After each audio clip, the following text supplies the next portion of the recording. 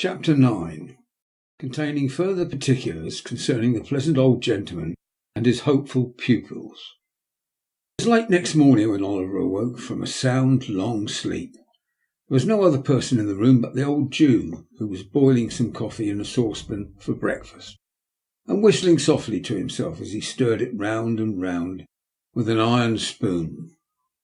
He would stop every now and then to listen when there was the least noise below, and when he had satisfied himself he would go on whistling and stirring again as before. Although Oliver had roused himself from sleep, he was not thoroughly awake. There is a drowsy state between sleeping and waking, when you dream more in 5 minutes with your eyes half open and yourself half conscious of everything that is passing around you than you would in 5 nights without your eyes fast closed and your senses wrapped in perfect unconsciousness. At such time a mortal knows just enough of what his mind is doing, forms some glimmering conception of its mighty powers, its bounding from earth and spurning time and space when freed from the restraint of its corporeal associate. Oliver was precisely in this condition. He saw the Jew with his half-closed eyes, heard the low whistling and recognised the sound of the spoon grating against the saucepan's sides.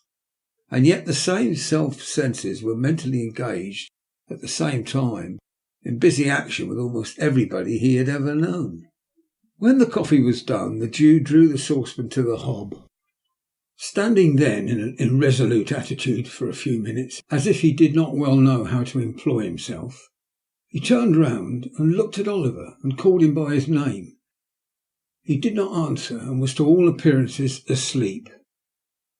After satisfying himself upon this head, the Jew stepped gently to the door, which he unfastened. He then drew forth, as it seemed to Oliver, from some trap in the floor, a small box which he placed carefully on the table. His eyes glistened as he raised the lid and looked in. Dragging an old chair to the table, he sat down and took from it a magnificent gold watch, sparkling with jewels. "Aha," said the Jew, shrugging up his shoulders and distorting every feature with a hideous grin. Clever dogs, staunched to the last. Never told the old parson where they were. Never poached upon old Fagin. And why should they? He wouldn't have loosened the knot or kept the drop up a minute longer. No. Fine fellows. With these and other muttered reflections of the like nature, the Jew once more deposited the watch in its place of safety. At least half a dozen more were severally drawn forth from the same box and surveyed with equal pleasure, besides rings, brooches, bracelets and other articles of jewellery of such magnificent materials and costly workmanship that Oliver had no idea even of their names.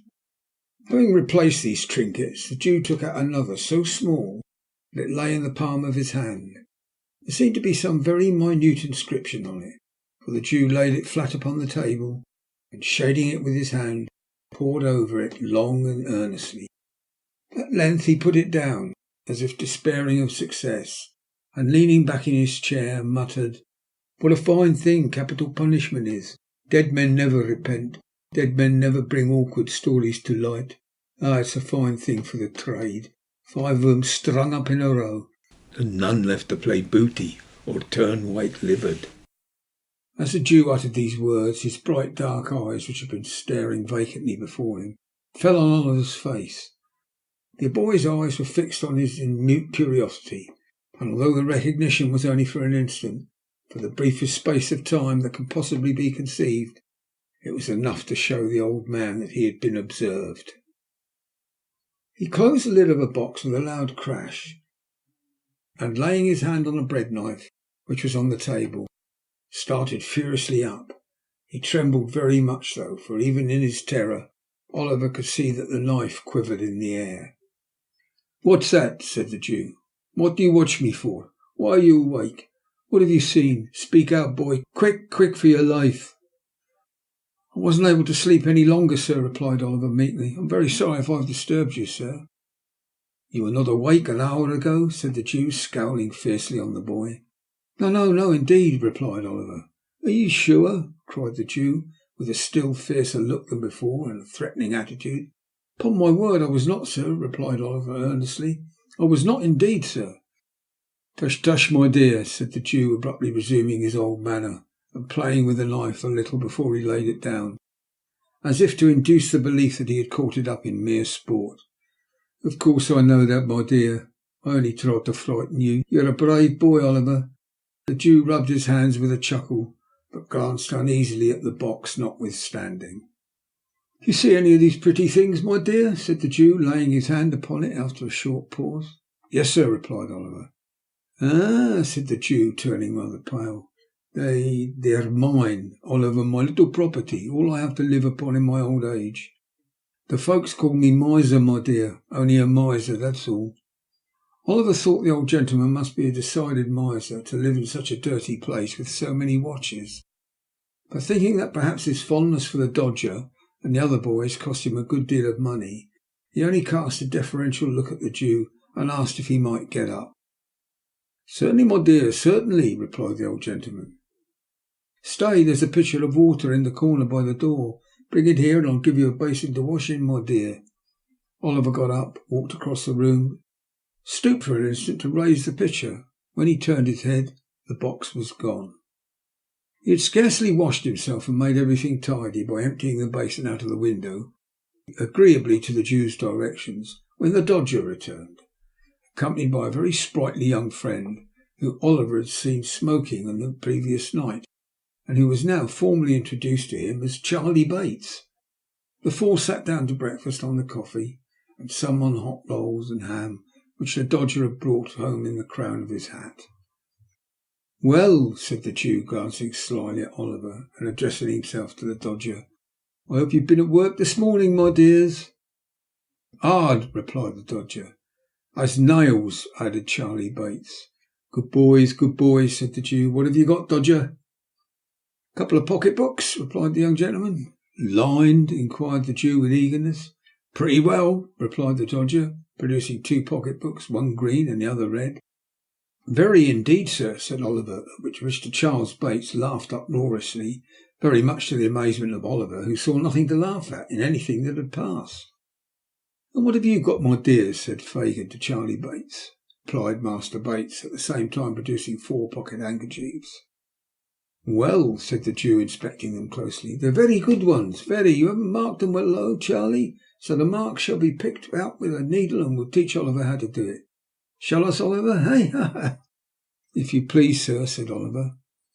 You'd like to be able to make pocket handkerchiefs as easy as Charlie Bates, wouldn't you, my dear? Said the Jew. Very much indeed, if you'll teach me, sir, replied Oliver. Master Bates saw something so exquisitely ludicrous in this reply that he burst into another laugh, which laugh, meeting the coffee he was drinking and carrying it down some long channel, very nearly terminated in his premature suffocation. He's so jolly green, said Charlie when he recovered, as an apology to the company for his unpolite behaviour. The Dodger said nothing, but he smoothed Oliver's hair over his eyes and said he'd know better by and by, upon which the old gentleman, observing Oliver's colour mounting, changed the subject by asking whether there had been much of a crowd at the execution that morning. This made him wonder more and more, for it was plain from the replies of the two boys that they had both been there, and Oliver naturally wondered how they could possibly have found time to be so very industrious. When the breakfast was cleared away, the merry old gentleman and the two boys played at a very curious and uncommon game, which was performed in this way. The merry old gentleman, placing a snuff-box in one pocket of his trousers and a note-case in the other, and a watch in his waistcoat pocket, with a guard chain round his neck, and sticking a mock diamond pin in his shirt, buttoned his coat tight round him, and putting his spectacle case and handkerchief into his pockets, trotted up and down the room with a stick, in imitation of the manner in which old gentlemen walk about the streets at any hour in the day. Sometimes he stopped at the fireplace, and sometimes at the door, making believe he was staring with all his might into shop windows. At such times he would look constantly round him for fear of thieves, and would keep slapping all his pockets in turn to see that he hadn't lost anything, in such a very funny and natural manner that Oliver laughed till the tears ran down his face.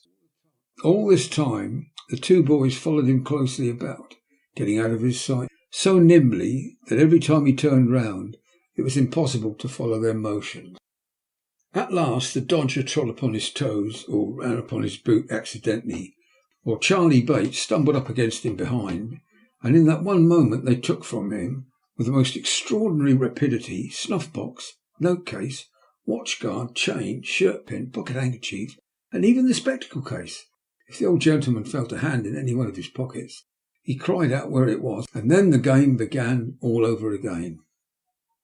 When this game had been played a great many times, a couple of young ladies called to see the young gentleman, one of whom was named Bet, and the other Nancy. They wore a good deal of hair, not very neatly turned up behind, and were rather untidy about shoes and stockings. They were not exactly pretty, perhaps, but they had a great deal of colour in their face, and looked quite stout and hearty. Being remarkably free and agreeable in their manners, Oliver thought them very nice girls indeed, and there is no doubt they were. The visitors stopped a long time. Spirits were produced in consequence of one of the young ladies complaining of a coldness in her inside, and the conversation took a very convivial and approving turn.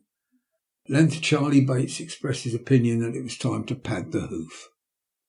This, it occurred to Oliver, must be French for going out, for directly afterwards the Dodger and Charlie and the two young ladies went away together, having been kindly furnished by the amiable old Jew with money to spend.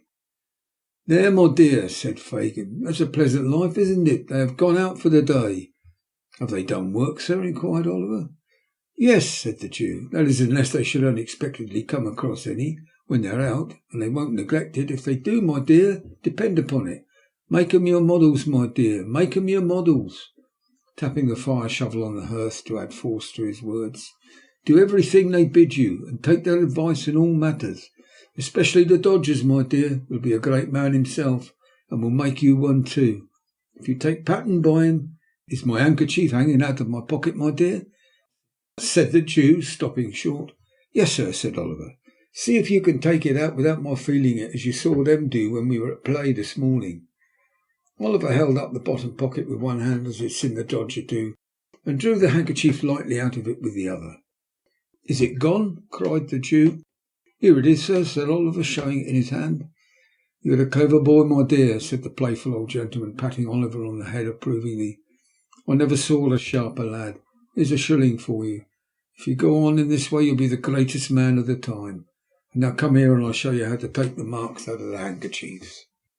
Oliver wondered what picking the old man's pocket in play had to do with his chances of being a great man, but thinking that the Jew, was being so much his senior, must know best, he followed him quietly to the table and was soon deeply involved in his new study.